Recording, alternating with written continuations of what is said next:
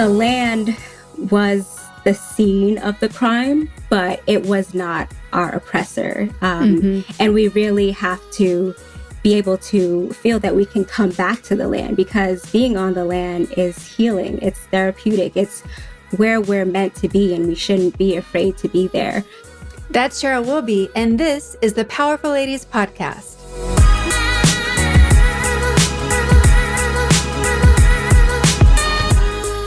Hey guys, I'm your host, Cara Duffy, and this is the Powerful Ladies Podcast, where I invite my favorite humans, the awesome, the up to something, and the extraordinary to come and share their story.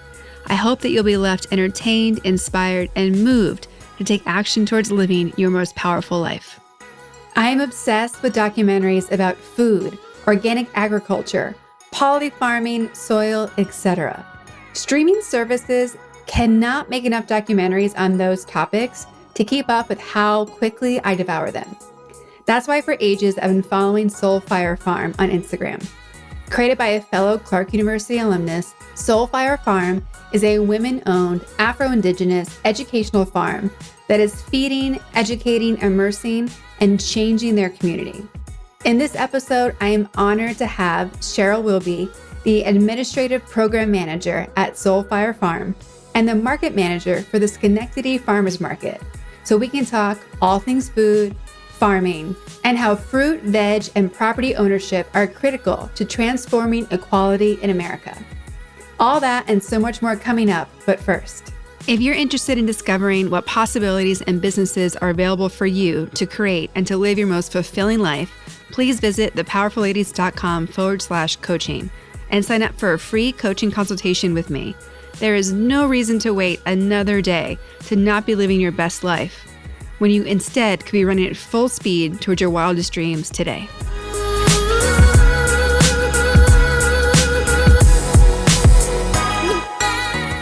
Well, I am really excited you're here. Welcome to the Powerful Ladies Podcast. Thank you so much for having me on. I'm really excited to be here. Yes, let's start. Introduce yourself to everyone listening and where you work as well. Sure. My name is Cheryl Whilby, and I'm the Administrative Program Manager at Soulfire Farm, as well as the Market Manager at the Schenectady Green Market. So I was saying that I've been following Soulfire Farm for a long time on Instagram. I actually went to the same college as Leah did. Cool. Yeah. So we definitely were in the same classes together at times. So I think it's really interesting, like what has been happening there. But most people don't know what Soulfire Farm is. So let's tell everybody what it is and what makes it special. Sure. So Soulfire Farm is a Afro-Indigenous educational farm out in Grafton, New York. We were founded in 2006 by our co-founders, Leah Penniman and Jonah Vitale Wolf. The farm was really started out of a need that was expressed by the community that Leah and Jonah were living in at the time, the south end of Albany, which is considered a food desert, which we prefer to use the term food apartheid, which comes from our board member, Karen Washington, where we're pretty much recognizing the fact that using the term food desert suggests that this is something that's naturally occurring, this system where some people, particularly low-income folks of color, are living in areas with limited access to fresh fruits and vegetables, and the nearest grocery store is over a mile away. Using the term food apartheid really speaks to the fact that this is something that humans made. It's a system where some people have so much and others have so little. But using the term food apartheid and recognizing that this is a system that is human made also gives us hope, because if it's something that we created, it's also something that we can fix.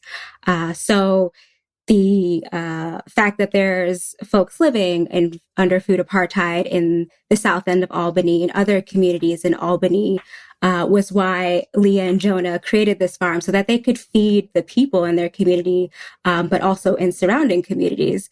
So they started out with a doorstep delivery program, our CSA share, community supported agriculture, where they were delivering fresh fruits and vegetables to people living in these communities, and making sure that our people just have access to this life-giving food.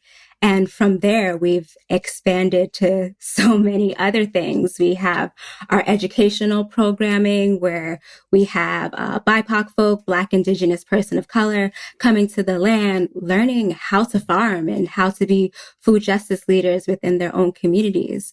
We're also teaching folks about natural building and, how to make their own homes for themselves and their communities from things that you can find on the land like adobe and clay and all of these amazing tools that are really important to be a successful farmer and to be able to build for yourself and for your community. So it's really an amazing place. And I'm so fortunate to be working with this team.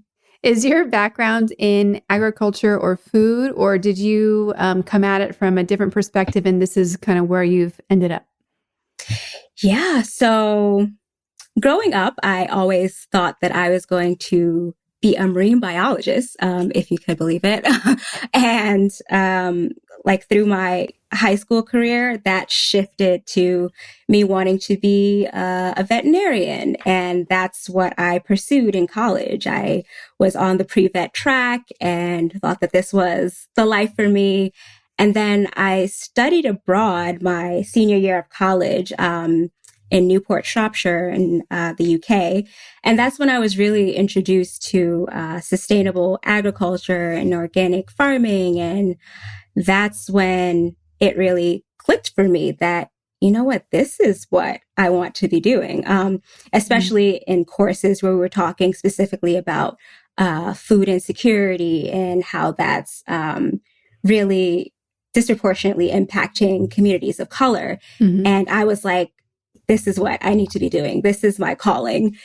And after completing my undergraduate career, I ended up pursuing my master's in organic farming and food production systems in the UK because I loved it there so much. And then after that, I came to Western Massachusetts to work on a farm for a bit because even though I knew that I didn't necessarily want to be a farmer, I knew that it was important for me to know what it's like to be a farmer, know what are the issues that farmers are going through. So that was a part of my learning experience being on that farm for a year. And then I moved to the Capital Region, where I was heavily involved with our food system. I worked at another nonprofit where I was doing food recovery. I was working with farms in the area to get any surplus crops or crops that didn't necessarily meet certain standards to be on the shelves in the grocery store and getting that to the people who really need it, food pantries, soup kitchens, and shelters. And I was also coordinating the outreach for that organization, particularly to low-income communities so that they know about the services that we offer.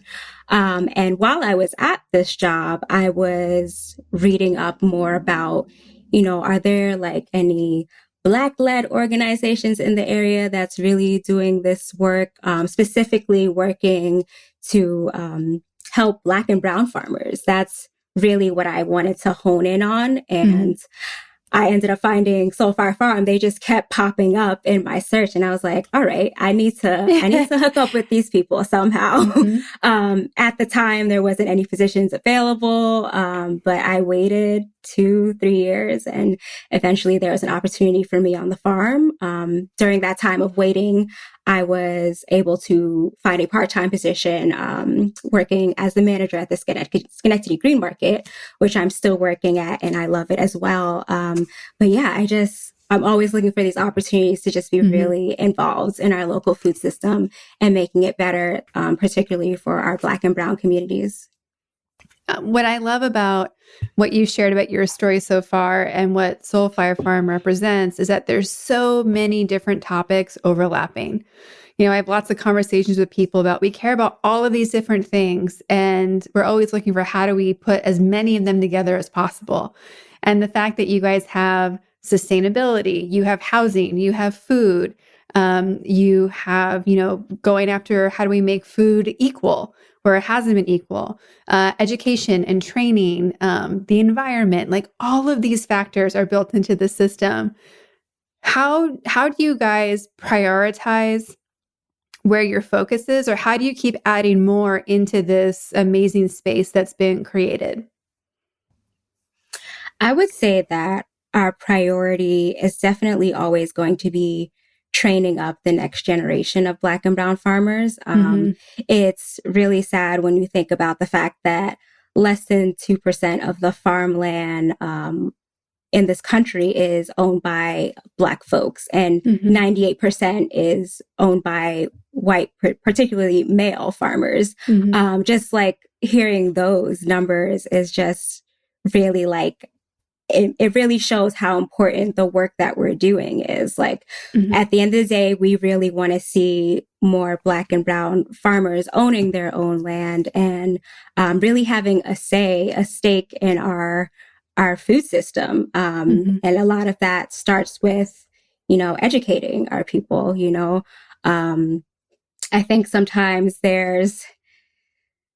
people feel that, there's a lot of sadness and history associated with Black and Brown folks on this land in the United States. When you think about slavery and you think about Indigenous folks having their land stolen and them being driven off their lands, like the land was the scene of the crime, but it was not our oppressor. And we really have to be able to feel that we can come back to the land, because being on the land is healing. It's therapeutic. It's where we're meant to be, and we shouldn't be afraid to be there. So a lot of our programming on the farm, where we're teaching folks how to farm and be food justice leaders, is also incorporating that spiritual element of wanting to be and feeling like you should be connected to the land, that you belong there.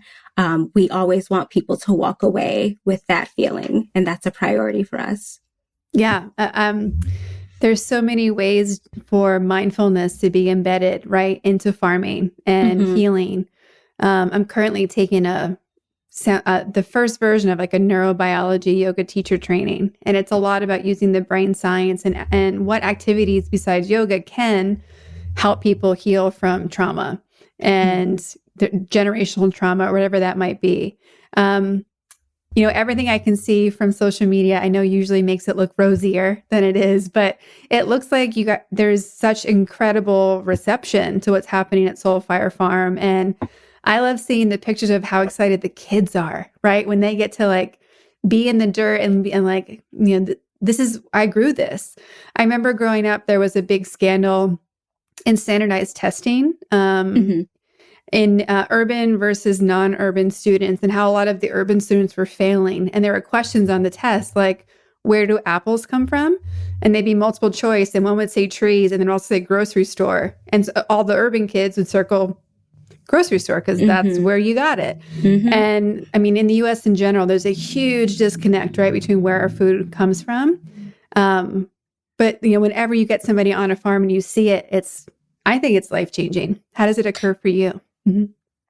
Yeah, I would totally agree with that statement. Like, it's been hard for us with COVID-19 not being able to have people on the land, especially our youth programming. That was one of the favorite things for me, was when like high schoolers and middle schoolers came out to the land to learn about the work that we're doing, but also to actually get their hands in the land to, help us with harvesting or planting crops for the season. Like, the kids really enjoyed that stuff. And we're also teaching them, how to preserve food and, fermentation and things like that. And all of these tools that are really important to provide for your family and for yourself.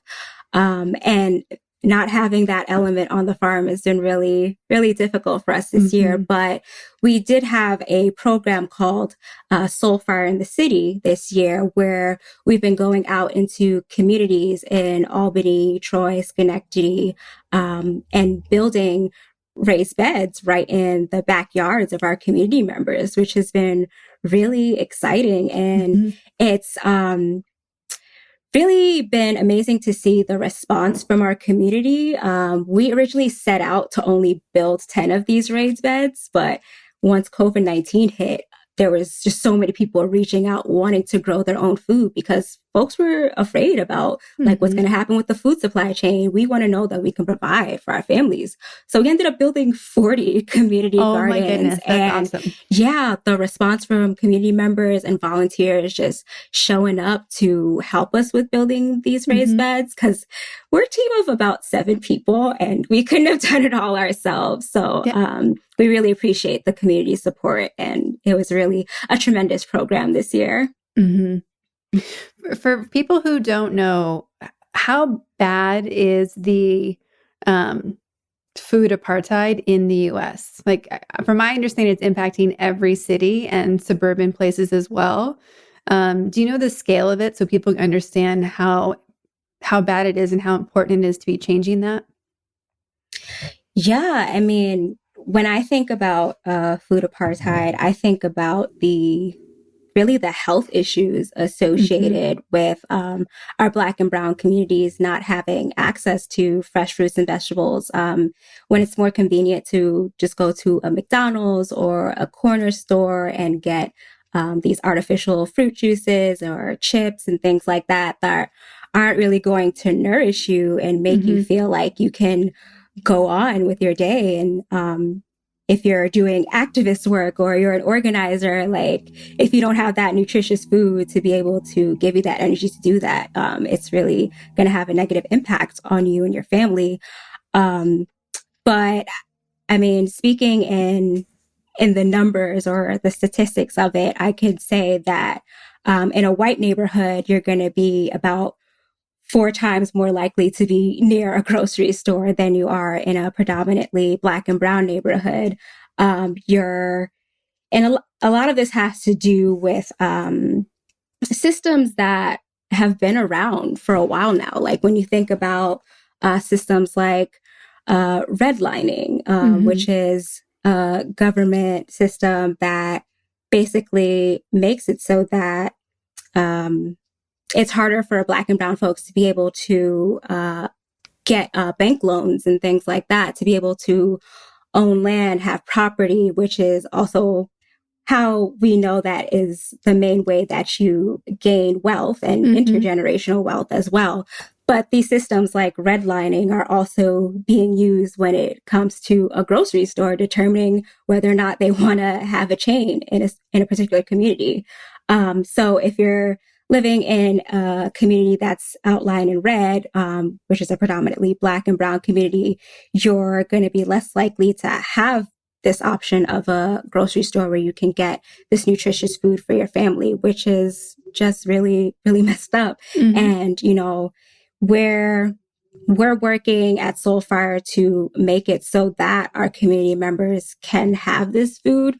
Obviously, we can't necessarily start our own grocery store right in downtown Albany, but we can have this CSA share where we're giving this food to our community members from the farm. This year, we actually changed our CSA model to be a solidarity share, where we are giving fresh fruits and vegetables, chicken, eggs to our community members totally free of charge. And this is really important for our community members this year, especially with COVID-19, where we know that folks are losing their jobs and income is a little tight right now. Just knowing that you don't have to worry about where your food is coming from and how you are going to provide for your family is a huge burden lift for a lot of people, you know?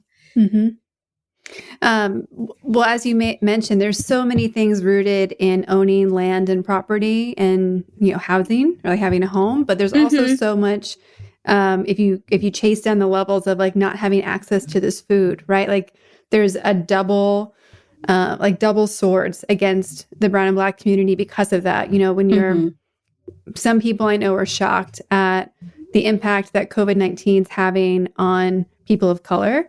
And I was like, I'm not surprised. They're like, what do you mean you're not surprised? I'm like, it's not, it has nothing to do with like a difference in anything genetic. It has to do with the fact that there isn't access to proper healthcare. There isn't access to proper food. And there's all these, essentially everything kind of came to the surface because of what COVID kind of reveals. Underlying conditions, access to healthcare, who has money to have health insurance, all the things showed up. And it's really unfortunate that it all comes back down to these two critical principles that you guys are working towards, right? It's food and land, because those two things can change everything for anybody. Yep. That's absolutely true. Thank you so much for bringing that up. It's heartbreaking, you know, and this is what fires me up. I'm literally getting hot. I'm about to say this is like, it makes me so upset when we discuss health and like, you know, supporting different communities in the US from a political level. And we're never actually getting down to what does help really look like? Like there's the things that actually trigger the help are usually so simple. Like the impact fruits and vegetables can have is so huge, but like an apple is so simple. It's not, we don't need an entire like subcommittee to figure it out. We don't even need billions of dollars. Like I don't know why we keep trying to go, well, I guess I know why, but we keep trying to go the complicated way instead of just the really easy, obvious way. And people get surprised when you're like, why isn't it working? Yeah, because we never got to the root of land or food. Yeah, a lot of these illnesses that our Black and brown communities are experiencing, like diabetes and hypertension are really diet-related illnesses. And if we just gave people the choice, the option to be able to choose an apple over chips, like that would make such a difference for our community members. But if you don't have that option, then you just got to do whatever is convenient for you at the time. And it's not always the best option for you. Yeah. And there's so many layers, even to food choices, right? There's decision fatigue. There's having access to pay for it. Like there's so many things that get layered on to our communities of color that don't even get factored in, that are just, when everything's harder, you're exhausted, which means it's just harder to make a choice of change versus the choice of like the path of least resistance, right? It's decision fatigue at a generational scale versus a one day in the life scale. Yeah. What makes you proud of the work that you're doing and the work that you get to contribute specifically? So many things. I would say first that I'm really just proud of the team that I'm working with. Every day I feel fortunate just to be around these amazing women on the Soul Fire Farm team, and also our men that are on the team as well. But yeah, I'm just always amazed at how much they're able to hold. People on our team have their work at Soulfire, but they're also doing these outside things, organizing for the community, building community spaces for organizers and activists. People are doing poetry and music and all of these other amazing things that just make the team what it is. And people bring that part of them to the work that we're doing as well. Thinking of the musical and the poetry piece, like when we're giving our presentations about, maybe we're talking about uprooting racism and sovereignty, there's always a space for Naima, our program director, to share a poem related to uprooting racism. And just having a work environment where you can like merge those two aspects of your life is really rare, I feel like. I'm also just proud of the community members that we are able to interact with and in really just improving the lives of our Black and Brown communities.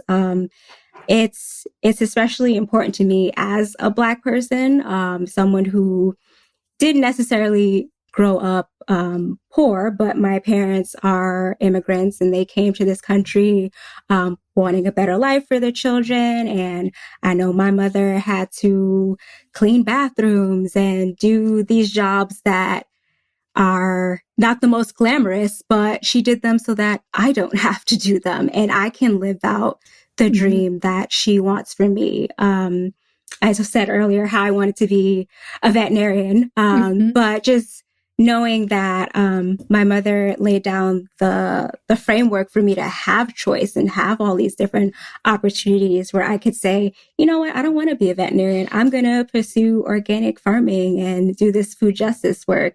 And she supports me no matter what I do. That's something that's just really amazing and priceless to me. And I'm proud of the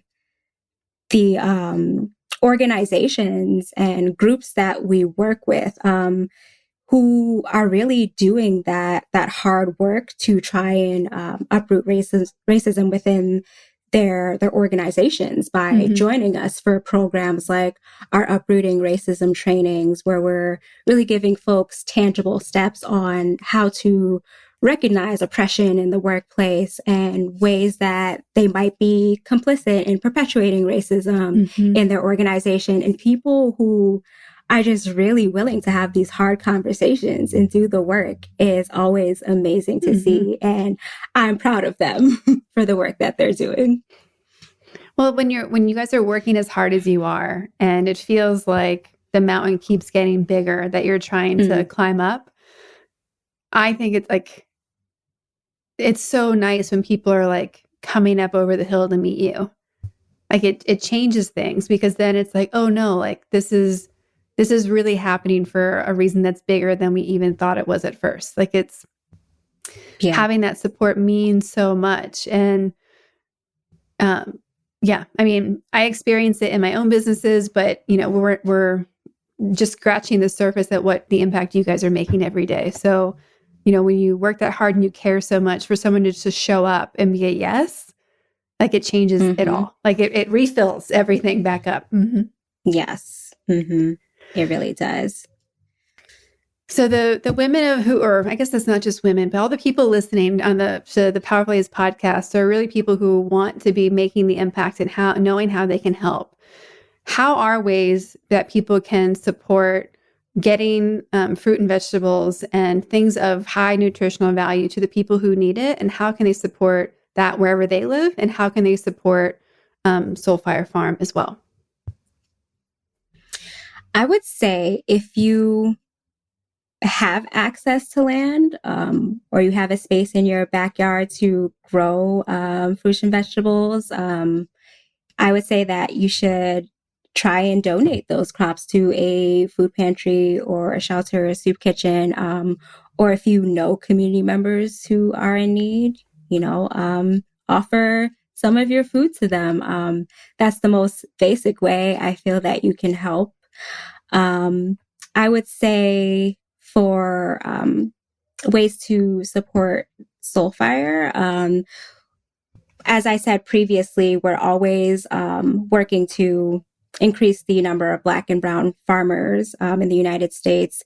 And though there are more Black and Brown folks who are interested in farming now, who are looking for land or who might be looking for capital to get their farm started, there's not always a lot of avenues for them to get that land or that money. But we do have a reparations map, which I can share with you at the end, Cara, where people can go on that map and see what needs and resources folks are looking for so that they can be able to start their own farm or their own food justice related project. I would say that's a major way that you can help us by helping other Black and Brown farmers. specifically helping a Soul Fire Farm, we are in the midst of working on our capital campaign, where we are looking to raise money to support infrastructure on the farm to be able to host more people. We, as I said previously, we have our educational programming, all of that is happening on the farm in our co-director's home. And they would honestly like their space back. So a lot of that involves us building more housing, classroom space, and all of this other needed infrastructure so that we can host more people and be compliant with the needs of a commercial facility, because we're no longer operating as a residential facility. We've grown past that, which is good, but that means we got to follow certain rules. So yeah, if you could support in that capacity, I can also share that link for our capital campaign as well. Yes, for sure. We will absolutely include that in all of our links and all the things that we share with the listeners.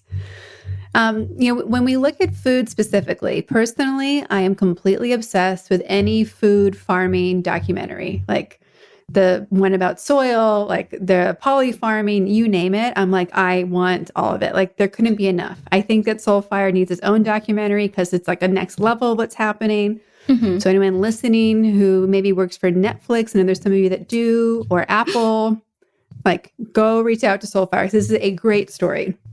Yeah. But there's so many things, and it feels a little bit overwhelming for people probably who have never farmed before to have to think about all these factors. Does the education you guys provide, like, does it start with soil? Is it a polyfarm approach?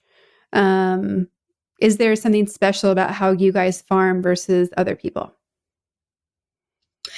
At Soul Fire, we're using Afro-Indigenous farming practices, regenerative agriculture, which I know personally for me, in my undergraduate and master's program, I came to think that all of these innovative agricultural sustainable practices were all things that were created by white men. And to come to Soul Fire to learn that no, actually, a lot of these sustainable regenerative farming practices come from your people. Thinking of practices that we use and that other farms use as well, like raised beds, that comes out from the Ovambo people of Namibia. We use a form of terracing. We're using polycultures and intercropping, which comes out of Haiti. All of these practices that are helping to increase our biodiversity on the land, and we're seeing more pollinators and less soil erosion. All of these things are Afro-Indigenous practices that we're incorporating. And it's really important in our programming piece that we are spreading that message to our folks that are coming to the land, that these are practices that came from your people and that you should be proud of this. And that's really important for us to get across to people. Well, and every culture had a farming methodology, right? No matter where you were coming from, every different climate had something different. And yeah, it's really, it really speaks to the cutoff of culture that's happened in the U.S. and in other Western places that did participate in slavery, right? Because they were just where things came from, nobody knows. That's one of the parts I find so heartbreaking.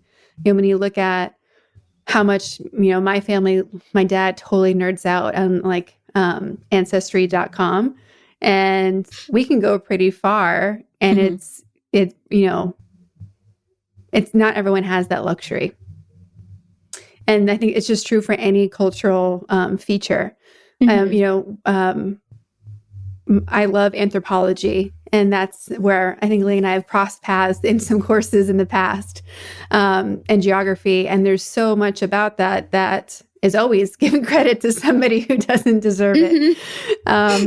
There's a crossover, right? Of like ideas sprouting up in different places at the same time. But typically it's whoever had the most publicity or had the most power that got their name written on it. Yeah. And I mean, these are also the same people that you see at, conferences, at these places where they have a platform to spread that message to a wider audience. And that's really how it starts. You think that these are the folks where the information originated from because they're the ones that you see most. Yeah. And not only is Soulfire Farm, again, it has all these crossovers, which I think makes it so unique because it's run by young people, it's run by women, and it's run by women of color. Like, it's the unicorn of the farming community. So do you see things shifting? I know there's an undercurrent of like more younger people wanting to farm and have land to farm. But is it changing? And is it, what's really happening for you being in the industry? That's a good one. I would definitely say that there is an increase in BIPOC folks looking to farm. Again, it's that piece of acquiring the capital and the land to be able to start your own farm. But the interest is definitely there. It's not that Black and brown folks aren't interested in farming. They are.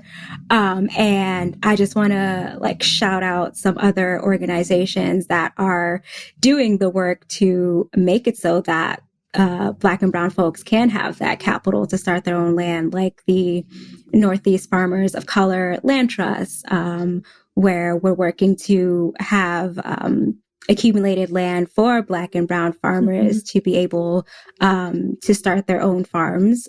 There's also the Black Farmer Fund that is working to secure capital for Black and brown farmers, and just all of these other organizations besides Soulfire Farm that's doing this work for our people so that we can have a say in this food system and influence policy and bring about the change that we're really looking to see. And yeah, we're really proud and fortunate to be able to have these connections with a lot of these organizations. A lot of them are members of our board, and they're just really closely connected with Soulfire from the beginning. And it's just amazing to see all the work that's being done in this movement. Yeah. It's, it makes me proud of what you guys are doing, again, because you've found a way to combine so many important things into one place. And I think just to inspire other people that you don't have to pick one thing and that be what you go after. Like, how do you bring in everything you care about into what you're creating? And, as you mentioned, how do you create a work environment that is really an ideal work environment versus the way it's supposed to be done? Like, one of the things I tell people all the time is quit doing what you should when you can look at, what could you be doing, and to see a company and an organization that's built 100% on what could be possible, that gets me excited about what's happening. Thank you. Yeah, of course. So when more things about you, right, as you're our guest today, when you think about the words powerful and ladies, what do they mean to you separately, and what do they mean when they're combined?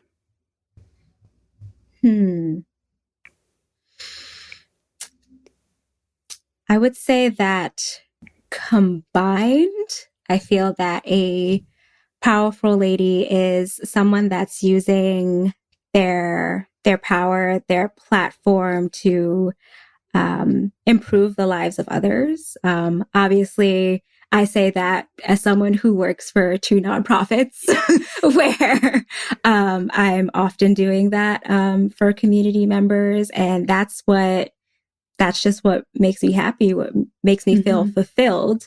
But aside from that, I would also say that a powerful lady is someone that is really I wouldn't say sure of themselves, but they're content with what they are doing and they feel that what they're doing is right.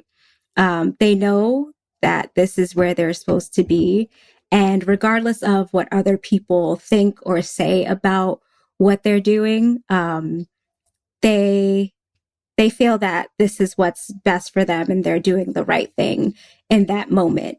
I say that because I'm thinking about all of the times that I was told throughout my undergraduate and even high school career that what I was pursuing was not necessarily the best thing for me, that I should think about doing something else. And I said, no, I think this is what I want to do.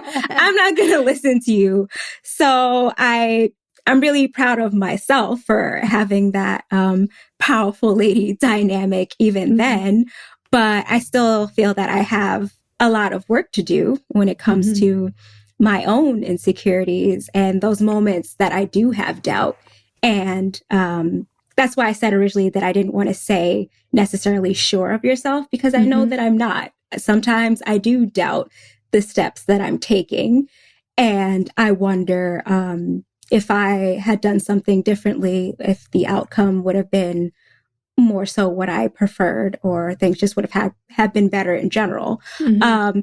And so for me, I feel like a powerful lady also recognizes that they have that doubt and that insecurity, and they work on it and try to grow and learn from it and don't consider it as a negative thing or something that's going to hold them back. It's actually really helping them to improve themselves, to know that you still have this flaw and it's something that you can eventually improve on. Yeah. Do it anyway and figure it out as you go. Yeah. We don't all have it together. We're all learning along the way. I think anyone who says they do, they're like missing a whole area. Yeah.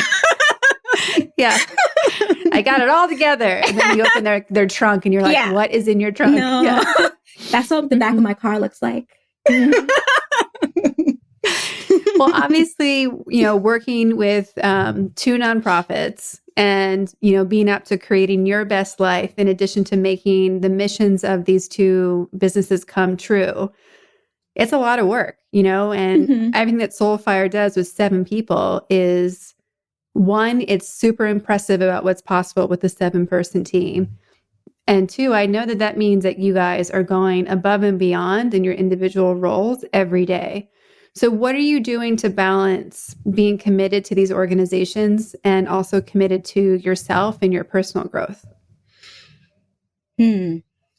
That is also something I struggle with every day, especially now with COVID-19. I've realized that, I thought I had anxiety before. It's like a whole nother level now. Again, I feel like it's important that I recognize when I'm having these moments where I feel that I'm overwhelmed by both positions, and taking a step back and taking time for me. Until a few months ago, I was living on my own, which made it easier for me to just keep working and working all the time because I didn't have to entertain another human being or anything like that. But now I'm living with my partner, and it really just changes your whole day to day when you have to consider another person's feelings and the fact that they want to spend time with you and you want to spend time with them. How do you fit that into your busy work schedule? And it's really helped me to find that work-life balance, where I am not working 13, 15 hours every day, but maybe on a Tuesday, I will work 10 hours and spend time with my partner and just take time for me. That time for me might look like me just taking a bubble bath or something, or reading, just not looking at a computer screen, especially. But yeah, I feel like it's probably been a struggle for so many people with the pandemic to really just navigate all of this and be able to take that time for yourself and not feel guilt for it. Yeah. I think for the first part of the pandemic, I often felt that guilt for wanting to step away because there was so much that needed to be done, especially with Soulfire and the market. Oh, yeah. Things just ramped up to a whole nother level, and there was just so many priorities all the time. Mm-hmm. But I had to say to myself, listen, you're also a priority. You can't do any of this work if you run yourself to the ground. So you need to prioritize yourself as well. Mm-hmm.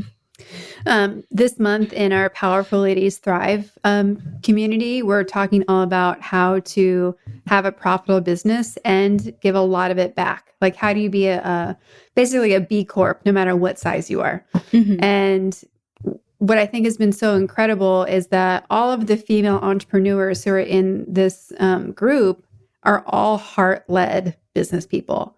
And, nonprofit to for-profit, at the end of the day, it's a tax status, right? All the same things have to happen, right? Mm-hmm. You look at the daily to-do list, it's still like strategy and marketing and sales and, find 50 more magical people who want to do things for ideally free. Mm-hmm.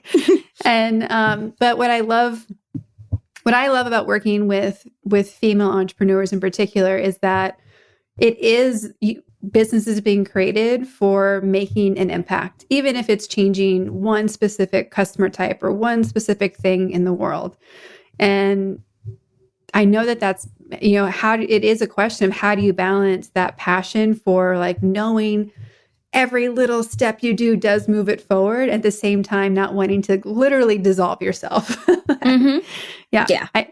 My bubble bath intake has gone up significantly since March. So yes, it's like bubble bath, essential oils, like what is happening? Yes. Well, and I think you bring up a great point too about, how are we balancing our mental health? Because what we eat is so tied to our mental health.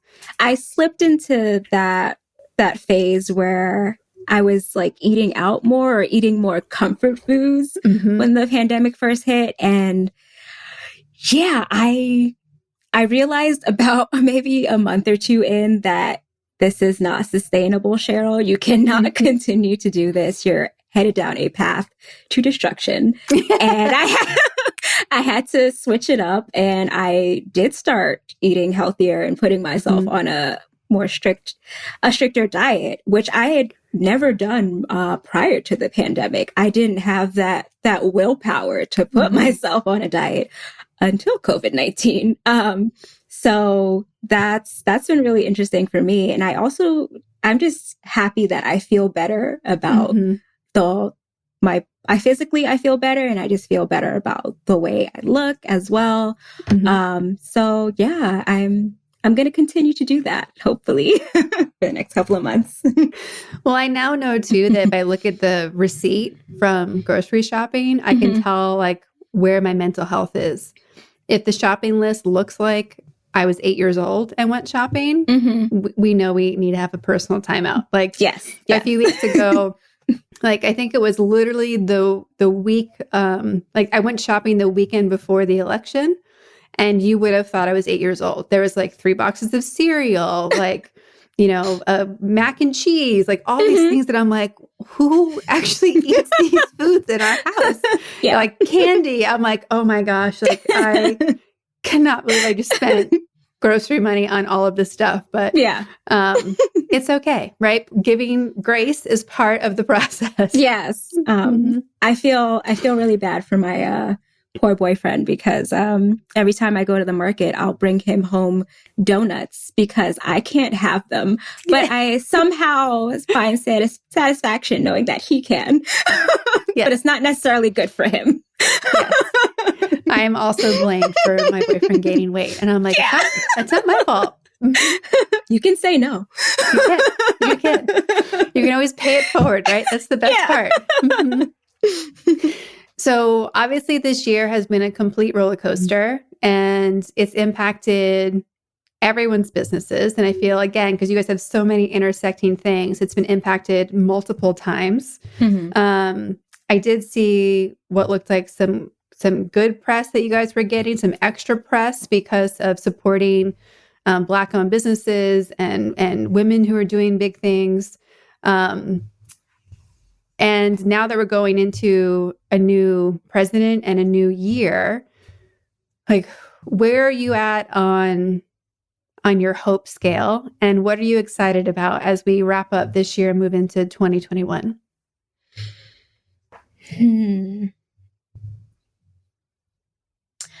I am hopeful with the new administration coming in next year that there will be more policy changes specific to Black and brown farmers, and also farm workers' rights, which is something that we also advocate for at Soul Fire Farm. Specifically, I know Leah does a lot of that policy and advocacy work. So I'm hoping that some of that change might happen in 2021, something we've been working towards for a long time now.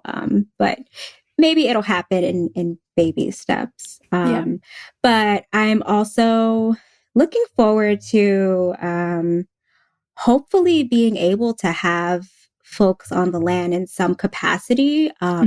Obviously, it's never going to be the same at this point.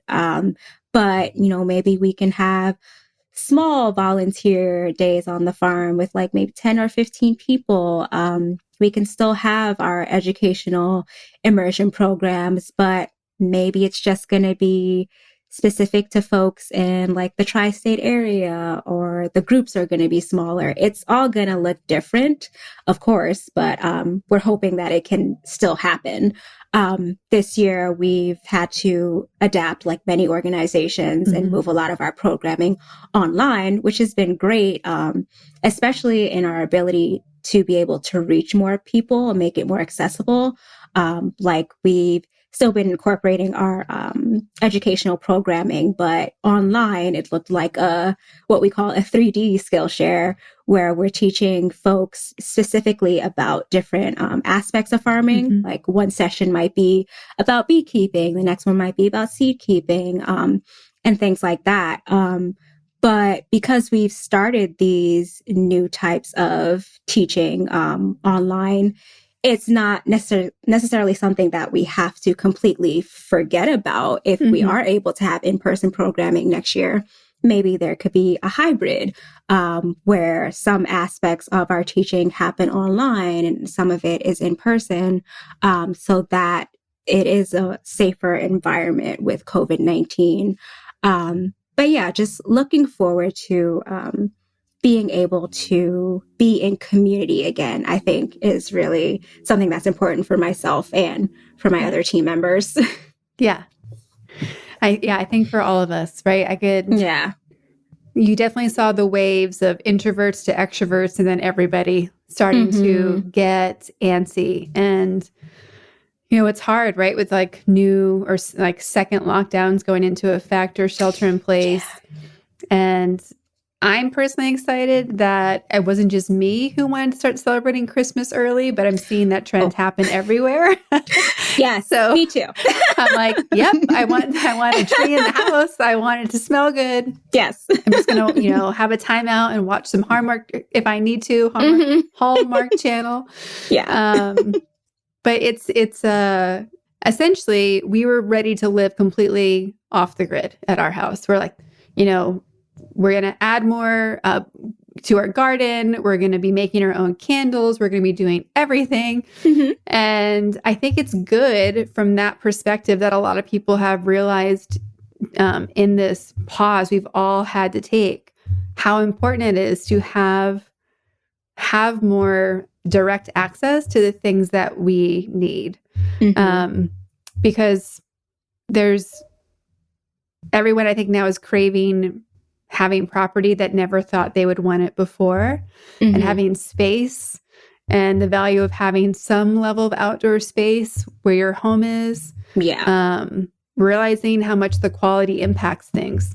I think the biggest thing I'm disappointed about since COVID is that no one publicly was talking about how so much of it does come back to food and what we're doing to our own bodies. And that, it's been almost 9 months. In 9 months, you can change an entire life from a health and fitness perspective. Yeah. So it's like, how about we get rid of some of the underlying conditions for people? That'd be great. Yes, indeed.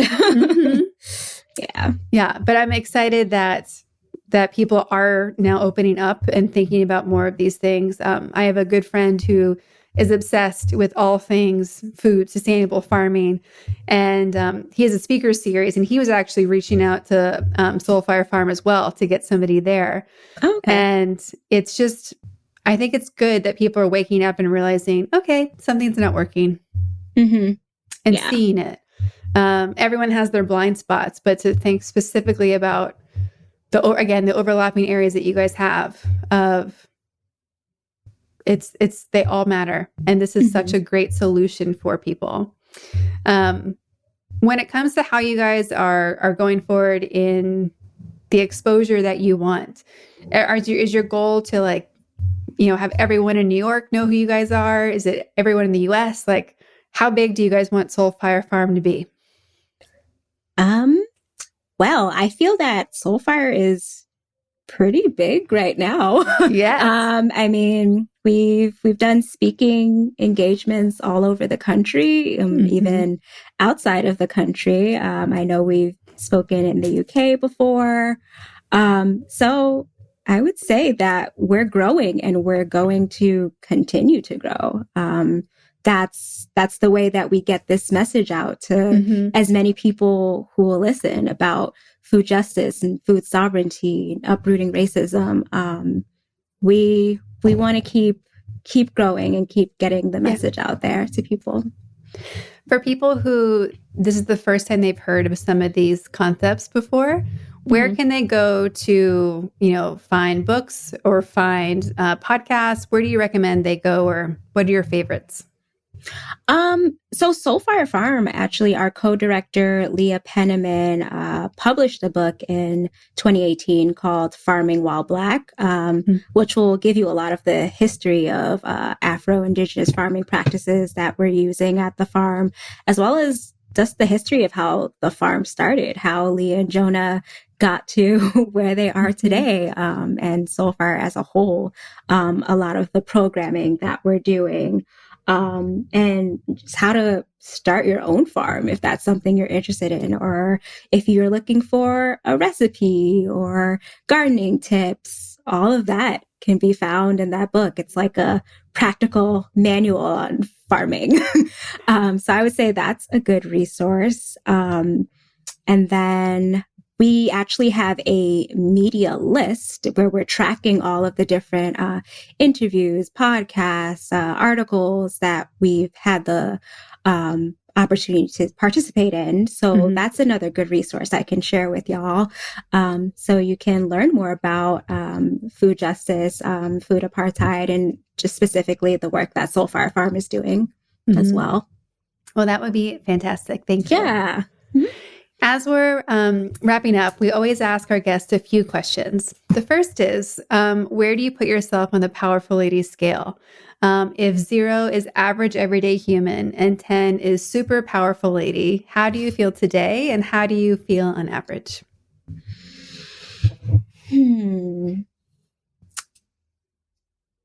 Today, I am feeling like a 6. Just because of the day that I had at the market today, where I feel like there were some situations that I had to diffuse, and I felt like I did a pretty good job at it.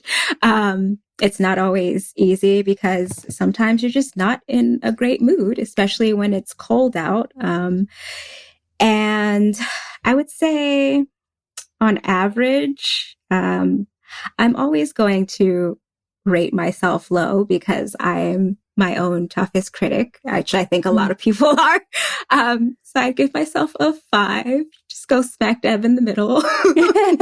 I feel like I do my work well. I do the best that I can.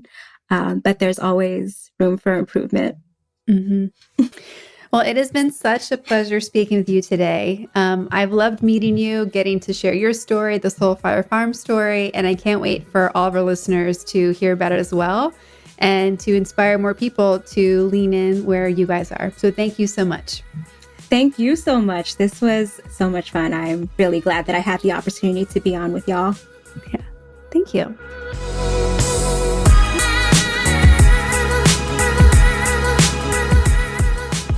I loved having the opportunity to speak with and meet Cheryl. I wish you could all see her contagious, beautiful smile.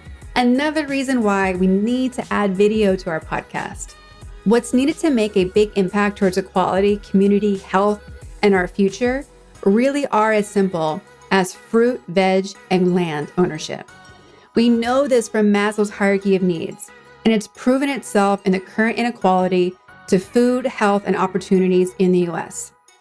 The work Soulfire Farm is doing is incredible, and I encourage you to donate, support, share, and follow them. To connect, support, and follow Cheryl and Soulfire Farm, you can find them on Instagram at Soulfire Farm and visit their website, soulfirefarm.org. We will also have links to their recommended media list, action steps and policy platform for food sovereignty, their GoFundMe account, and links to get Leah's book at thepowerfulladies.com/podcast. Thank you so much for listening. I hope you've enjoyed this episode of the Powerful Ladies podcast. There are so many ways you can get involved and get supported with fellow powerful ladies. First, subscribe to this podcast anywhere you listen to podcasts. Give us a 5-star rating and leave a review on Apple Podcasts. Follow us on Instagram at Powerful Ladies. Join the Powerful Ladies Thrive Collective. This is the place where powerful ladies connect, level up, and learn how to thrive in business and life. Be sure to subscribe to our YouTube page, and of course, visit our website, thepowerfulladies.com. I'd like to thank our producer, composer, and audio engineer, Jordan Duffy. Without her, this wouldn't be possible. You can follow her on Instagram at Jordan K. Duffy. We'll be back next week with a brand new episode. Until then, I hope you're taking on being powerful in your life. Go be awesome and up to something you love.